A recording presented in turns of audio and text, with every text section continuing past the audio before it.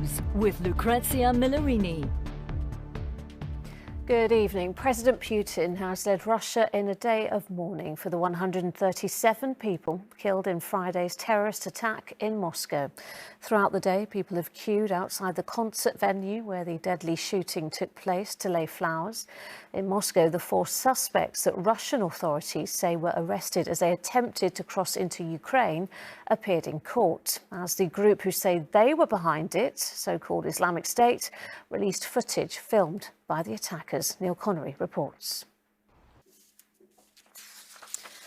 The Chancellor, Jeremy Hunt, says that the Conservatives will pledge to keep the so-called pension triple lock in the coming general election. It means state pension payments rise by the highest of average earnings, inflation, or 2.5%. With Jasmine Cameron-Chilishi. Some other news now. China is being accused of targeting a group of senior MPs and peers in a series of cyber attacks aimed at undermining UK democracy.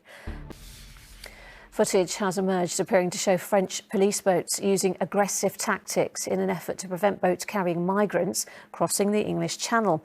At one point, the dinghy full of people is seen to fill with water. French authorities have in the past faced criticism from politicians here for not doing enough to stop migrant vessels making the journey, despite receiving funding from the UK government to help do so. Olivia Guthrie reports. All right, some sport now. Ferrari's Carlos Sainz has won the Australian Grand Prix just 16 days after having surgery to remove his appendix. The Spanish driver overtook championship leader Max Verstappen on the second lap and held on until the checkered flag, as Chris Cutter reports. 80 years ago tonight, dozens of Allied airmen crawled through a tunnel beneath a German prison camp in what became known as the Great Escape. By the time guards realised what was happening, 76 men had made it to freedom. All but 3 were later recaptured and most were later executed.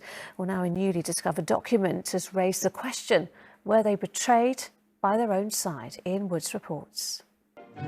And finally, waiters and waitresses have taken part in a race through the streets of Paris. And that is it for now. I'm back here with the late news at 10. Until then, enjoy your evening. Bye-bye.